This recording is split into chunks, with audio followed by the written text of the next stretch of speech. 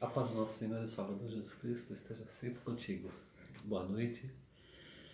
Vamos começar uma aula sobre estudo das seitas e heresias e vamos falar a respeito desse tema muito importante. Mas antes eu queria orar. Vamos orar juntos? Senhor nosso Deus, nosso Pai, bendito seja o Teu nome por esse dia. Bendito seja o Teu nome, Senhor Deus, porque o Senhor nos dá saúde, nos dá graça, o Senhor nos ajuda. Quero, Senhor, louvar o Senhor pela Tua santidade, porque Tu és um Deus santo, eterno, infinito. As Tuas misericórdias não têm fim. Muito obrigado, Senhor Deus, pela eleição e a salvação que alcançamos do Senhor Jesus Cristo. Quero, nessa hora, orar por todos que vão participar dessa aula, agora e posteriormente. Que o Senhor ilumine a mente de cada aluno, de cada aluna, de cada participante e a minha também, para que eu possa ser fiel na exposição das Escrituras e da verdade eterna. Eu oro em nome de Jesus. Amém. Muito bem. Já tem alguém conosco?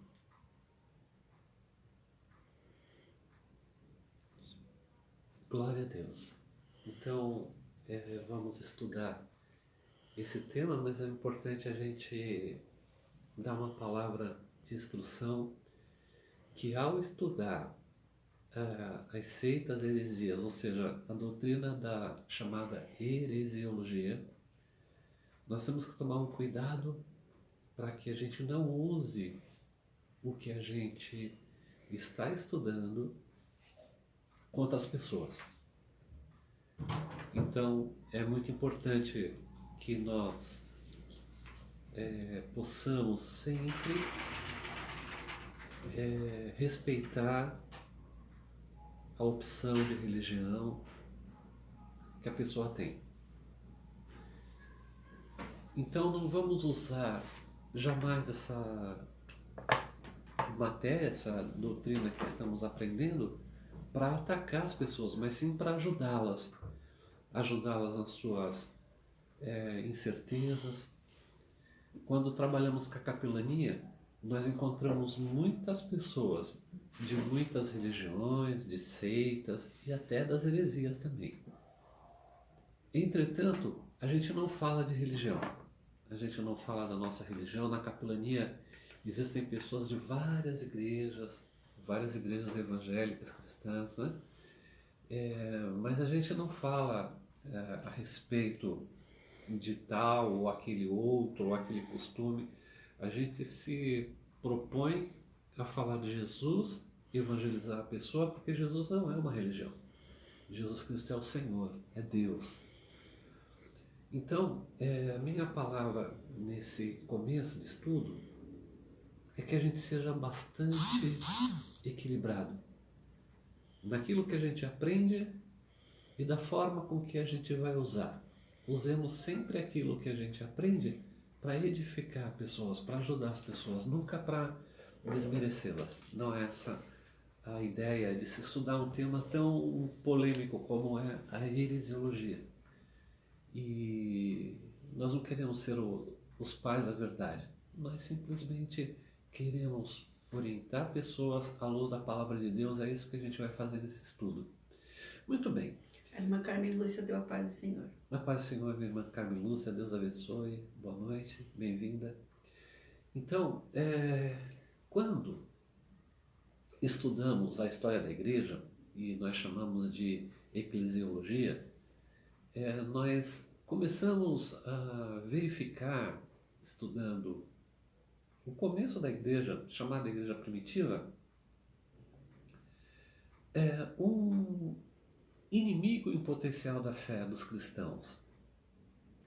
Hoje eu li a carta de Gálatas, e lá na Galácia, onde existia essa igreja dos Gálatas, foram um grupo chamado judaizantes. Essa igreja ficava em um lugar em que as pessoas não eram judeus, eles eram gentios. Então, foram visitar esses irmãos na Galácia os judaizantes. E os judaizantes queriam que aqueles irmãos daquela igreja na Galácia, os Gálatas, cumprissem os rituais judaicos. Então é interessante que ali, nessa carta, Paulo fala aos irmãos que aquelas pessoas queriam fazer deles, cumpridores das leis dos judeus, uma glória para eles. Não que ele se importasse com as pessoas. Inclusive, ele cita um episódio que ele resistiu, foi a Jerusalém, onde estava a liderança cristã daquela época, e ele resistiu a Pedro em face. E falou assim: Pedro, você como judeu não vive como judeu. Por que você quer forçar aqueles que são salvos do paganismo, que são gentios, a viverem como judeus? Então, um grande inimigo nessa ocasião era essas seitas judaizantes.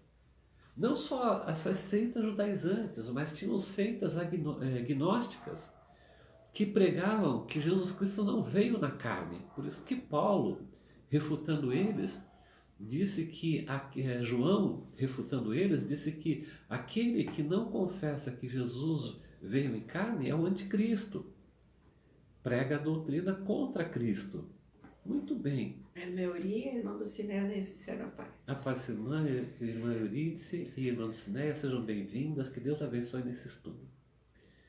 Então, um dos grandes inimigos do cristianismo, durante, até hoje é assim, foram as seitas heresias. Muito bem, nós vamos estudar o que é religião, o que é seita, o que é heresia e o que é doutrina. Muito bem. Durante a história da igreja, houveram vários episódios muito importantes. Vieram logo depois dos apóstolos, a maioria foi morto. Eu digo a maioria porque só um ficou vivo e morreu de morte natural, que foi o apóstolo João. Muito provavelmente o mesmo que escreveu o Apocalipse, né? Morreu de velhice. O restante foi martirizado, morreram a paulada, crucificado, né, crucificado em X com a cruz de André, crucificado de cabeça para baixo, como diz a tradição a respeito de Pedro. Foram muitas vezes assim, eles colocavam cordas na pessoa e puxavam a pessoa por cavalos, eram mortes terríveis. O próprio Judas Tadeu morreu a pauladas, né? Eu não sei quem é católico e já eventualmente foi na igreja São Judas Tadeu, tem uma na Marapé e em São Paulo tem uma grande. Eles fizeram uma imagem de São Judas Tadeu, que é errado adorar, que ele tem assim uma espécie de um bastão na mão. E então uma vez eu perguntei para o padre o que era aquilo, foi que a tradição diz que ele foi morto a pauladas, né? Então os apóstolos, foram os primeiros discípulos, os 12, com exceção, claro, de Judas, eles sofreram bastante. Até o apóstolo Paulo mesmo foi decapitado. Então, pagaram alto preço. Depois dessa era apostólica dos apóstolos, né, que se foram, vieram os pais da igreja. Eram homens muito tementes a Deus. E eles lutavam muito contra homens que pregavam ao contrário daquilo que eles aprenderam dos apóstolos. E também pagaram alto preço. Entre esses homens santos, a gente destaca Policarpo, que era o bispo de Esmirna. Apocalipse faz menção a essa igreja da Ásia. E Policarpo era uma pessoa muito zelosa. Entretanto, ele tinha muitos inimigos. Muitas pessoas entravam lá em Esmirna, nas igrejas de Esmirna, para pregar essas heresias, que Jesus era um espírito que andava, e Jesus veio em carne. Ele padeceu na cruz, a sua carne foi pregada na cruz, e foi o primeiro a ressuscitar para nunca mais morrer. Louvado seja Deus. Agora, durante toda a história da igreja, sempre se levantaram pessoas que reivindicaram a autoridade nos seus escritos. Então nós temos logo no século IV, muitos concílios de Nicéia, em que eram escritos doutrinas, doutrina significa ensino, que se reivindicava uma inspiração divina. Então foram criados muitos livros pseudos inspirados, que na verdade induziam ao erro. E isso continuou no século V, VI, X, né, e até hoje continua. Muita gente escreve muita coisa. Existe muita hoje seita que atrai milhares de pessoas, pseudo-cristãs. No século XVII e XIX surgiu homens que, para fugir da perseguição, daquela perseguição que existia, a caça das bruxas, eles montaram seitas pseudo-cristãs. Nós estamos falando aí do mormonismo. No mormonismo apareceu um anjo chamado Moroni com outro evangelho. Se você ler Gálatas 1, versículo 8, você vai ver. Mesmo que venha um anjo pregando outro evangelho, seja amaldiçoado, seja anátema. E veio Moroni com outro evangelho. E esse homem que pregou e ensinava a respeito desse outro evangelho era Joseph Smith, que era um homem que muito provavelmente tinha envolvimento com o satanismo, e ele, para fugir da caça às bruxas, ele veio com essa doutrina, com esse ensino do livro dos Mormons. Muito bem. Nós temos também uma jovem que, segundo a biografia dela, ela era profetisa, chamada Ellen G. White. Ellen G. White escreveu um livro que, entre os adventistas do sétimo dia, é um best-seller chamado O Grande Conflito. Esse livro é considerado pelo adventismo do sétimo dia como um livro inspirado. E ali a gente encontra alguns erros teológicos. Nós chamamos isso de heresia. Heresia é todo o desvio. Desvio do quê? Da Santa Palavra de Deus. Quando nós falamos, a princípio, a respeito da igreja e de todo o martírio e perseguição que a igreja sofreu desde o começo e até hoje sofre, tanto é que nós estamos nesse tempo de Covid, mas a gente nunca deve esquecer da igreja sofredora. A igreja continua sendo perseguida. Existem pessoas fechadas em campo de trabalho forçado lá na Coreia do Norte. Existem pessoas que, quando morrem na Arábia Saudita, são cristãs, são impedidas de serem enterradas lá. Existe ainda martírio através do Boko Haram, Al-Shabaab e tantos grupos terroristas que são anticristãos na Nigéria, na África. Existem pessoas presas em contêineres na Eritreia, ainda hoje. Mas a gente só está vendo o Covid, né? A gente só fala do Covid e esquece da igreja perseguida, a igreja que sofre. Por isso que... A irmã Cida, teu Pai do Senhor, e a irmã Roseli também. Irmã Roseli, irmã Cida, Paz do Senhor. Irmã Cida, espero que esteja bem. Tenho orado todos os dias pela irmã. Eu sinto assim que está melhorando cada dia. Que Deus abençoe, dê saúde, né? É uma guerreira, parabéns. O seu Flávio também, manda sempre lembrança para ele. Nós oramos por vocês. Muito obrigado por tudo. Então, meus irmãos, a gente nunca deve esquecer que tem pessoas que sofrem mais que a gente. E há um sofrimento ainda mais terrível quando a religião ela escraviza a pessoa. E foi o que o catolicismo romano fez durante muitos e muitos séculos. Pessoas, elas tinham que pagar indulgência para não ir para o inferno. O culto prestado a Deus era em latim, então poucos entendiam. Religião. Religião é algo tremendo, vem lá do latim, que é relicarius, religar. Deveria ser um culto prestado a Deus, a uma divindade. É claro que entendemos esse politeísmo, esse culto a vários deuses na história do homem, na história das civilizações, nas culturas gregos e romanos, que cultuavam cerca de 29 deuses e deusas, né? Mas, segundo Tiago, a religião verdadeira é socorrer as viúvas e os órfãos em suas tribulações. Também a religião, ela é uma doutrina religiosa, é um ensino religioso que fala a respeito de Deus, no caso do cristianismo, a respeito de Deus Pai, no Antigo Testamento, e a formação de Israel e as dispensações que houveram desde Adão e Eva até Jesus Cristo, essa dispensação que vivemos, que chama dispensação da graça ou tempo da graça, que toda dispensação, ela sempre terminava em juízo. Por exemplo, a dispensação da inocência, que foi a criação, durou até a queda. E o juízo foi a expulsão deles do paraíso. Começou uma outra era, uma outra dispensação, outro tempo chamado o tempo do conhecimento do bem e do mal. Estamos vivendo o tempo da graça, a dispensação da graça, que terminará com o arrebatamento da igreja.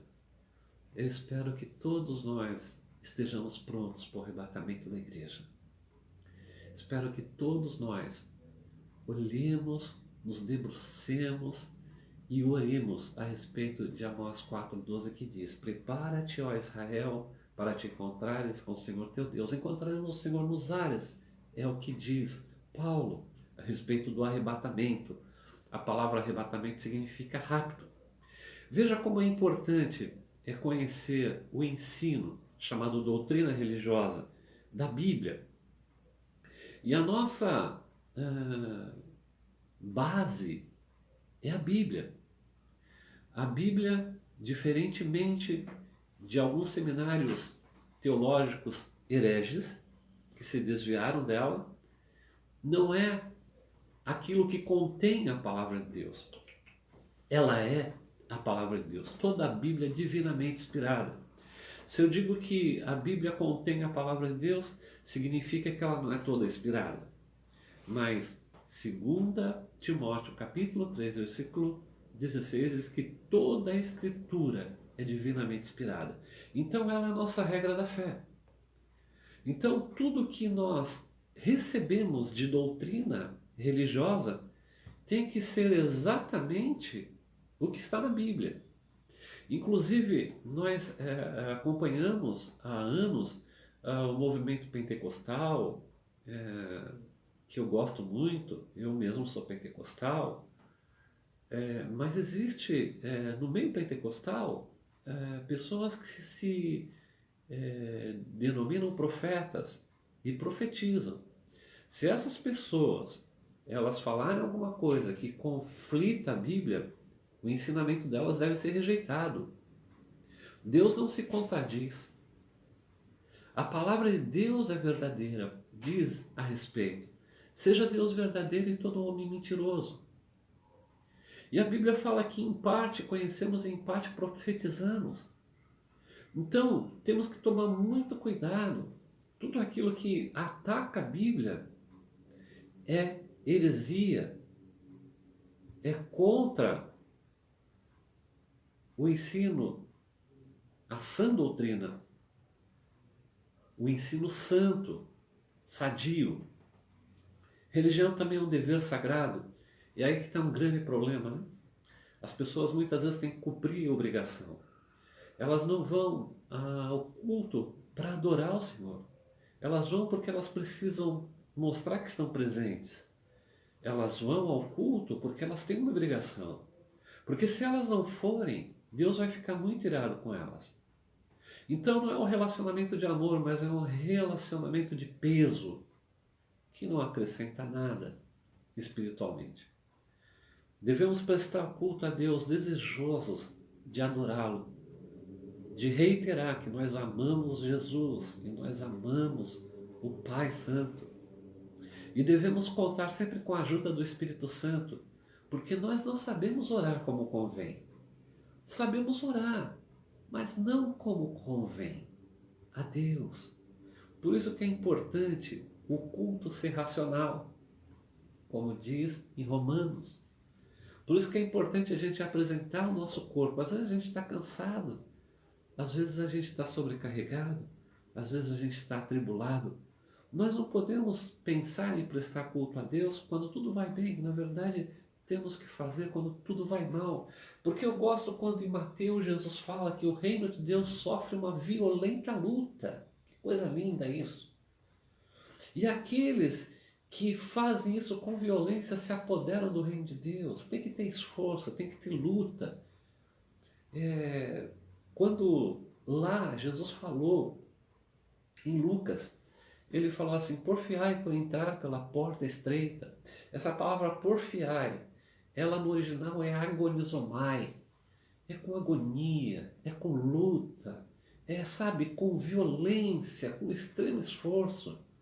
Não é de qualquer jeito, não é quando queremos, não é quando sentimos vontade.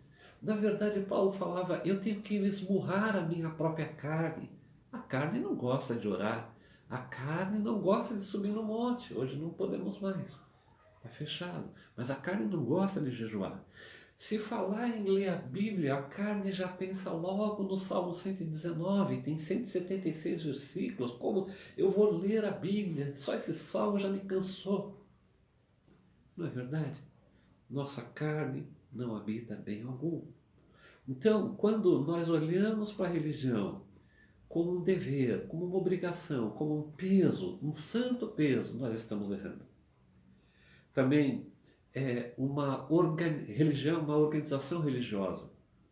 Deveria ser uma crença viva, porque nós somos pedras vivas, segundo a palavra diz. Também a religião, ela impõe que as pessoas sejam sensatas na sua moralidade. É por isso que na nossa igreja nós não podemos batizar pessoas que são separadas ou amaziadas, separadas sim, mas amaziadas, enfim. Então, temos que ter uma consciência escrupulosa, não inescrupulosa. Temos que ser retos. Então, a religião, segundo o Aurélio, o dicionário, é um sistema solidário de crenças e práticas relativas às coisas sagradas, às coisas santas, às coisas separadas, interditas que se unem em uma mesma comunidade moral chamada igreja. Igreja é a assembleia, a reunião dos salvos, todos os que aderem a esse sistema. Então a nossa regra de fé é a Bíblia. Nós não nos guiamos pelos livros dos pais da igreja, que vieram logo após os apóstolos, tampouco pelo livro de Joseph Smith, o livro dos Mormons, ou tampouco por Ellen G. White, o seu escrito best-seller para eles, que é O Grande Conflito, e outros livros que ela fez. Nós nos guiamos pela Bíblia. É interessante que muitas religiões, elas escravizam as pessoas no medo e no pavor. Isso não é relacionamento com Deus. Isso não é um verdadeiro relicários de religar. Não religa nada. O homem continua perdido. Muito bem. E aí que temos as seitas. São pessoas que deixam a palavra de Deus, deixam os escritos sagrados para abraçarem as seitas. O que são seitas? É um grupo de pessoas que está desviada da Bíblia, dos ensinamentos corretos. Olha, se desvia por um, se desvia por todos. Na verdade, eu queria que você abrisse Efésios capítulo 2, versículo de número 8 a 10. Efésios logo depois de Gálatas, Gálatas está depois de 2 Coríntios. Efésios capítulo 2, versículo 8 diz: porque pela graça sois salvos. É pela graça sois salvos, por meio da fé. É a graça de Deus que te deu a fé como o meio, como o caminho da salvação. Você creu, você confessou seus pecados, você se entregou. Tudo isso é um ato de fé que Deus derramou no teu coração. Essa fé para você ser salvo. Então, versículo 8 ainda diz: isto, graça e fé, não vem de vós, não é algo que produzimos, é dom de Deus. Versículo 9: não vem das obras. E muitas vezes a religião, ela impõe isso nas pessoas. Inclusive eu não estou falando somente de igrejas que têm que praticar boas obras. Eu estou falando em igrejas chamadas evangélicas, que as pessoas têm que fazer tudo para merecer. Essa doutrina do merecimento, ela é errada. Ela é uma heresia. Nós cremos na doutrina da graça, que é justamente um favor que não merecemos. Então fala assim, não vem das obras para que ninguém se glorie. Se viesse das obras, meus irmãos, nós bateríamos no peito, porque nós somos bobinhos. Nós falaremos assim, eu jejuo por dia 3 vezes por semana. Eu dou dízimo de tudo que eu tenho. E eu não sou como os demais homens. Essa é a parábola do fariseu e do publicano.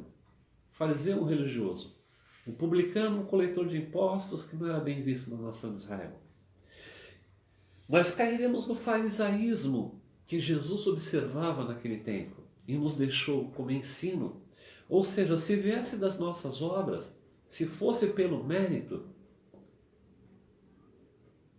nós íamos querer ser semelhante a Deus e não somos. Somos pecadores, somos fracos, somos pequenos. Irmãos, essa humildade que temos que conhecer o nosso lugar para sermos abençoados por Deus, porque Deus, Ele dá mais graça ao humilde, mas Ele resiste ao soberbo. Perceba que o caminho é estreito. O orgulhoso, aquele egocêntrico, ele quer andar pelo caminho largo. Mas o caminho que nos leva à salvação é apertado. Porque nós temos que sempre falar para Deus, Senhor, tenha misericórdia de mim, Jesus, tenha compaixão de mim, eu sou fraco, sou pecador, pega na minha mão. E isso chama-se graça. A gente conhecer o nosso lugar, para que ninguém se glorie. É interessante João Batista. João Batista foi o maior dos profetas. Ministério curto, 1 ano e pouco. Batizava no Jordão, morreu jovem, com 33 anos talvez, 34 anos. Ele falava a respeito de Jesus. É necessário que ele cresça e eu diminua. Então, quando nós somos salvos, o que mais nós queremos é que Jesus cresça e a gente diminua.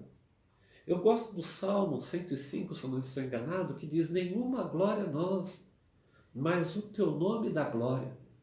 Então, esse é o salvo. Como éramos antes de ser salvos? Egocêntricos, bobinhos. Achávamos que era o rei do mundo. Mas quando nós somos salvos, o Espírito de Deus ilumina o nosso entendimento para que a gente possa conhecer quem é o Senhor, o nosso Salvador, e quem somos nós. Louvado seja Deus. Por isso que temos que conhecer as Escrituras, porque as Escrituras vão falar para nós quem é Deus, quem somos nós. E se alguém vem dizer que você é um espelho, obra-prima do Senhor, sabor de mel, sua vitória, não sei o que lá, você vai rejeitar isso tudo. Isso tudo é palha, isso tudo é heresia. O fato é que nós somos salvos, mas temos duas naturezas. A natureza adâmica, que está sendo transformada e regenerada pelo Espírito Santo, e a natureza de Cristo em nós, que é o segundo Adão. Bendito seja Deus.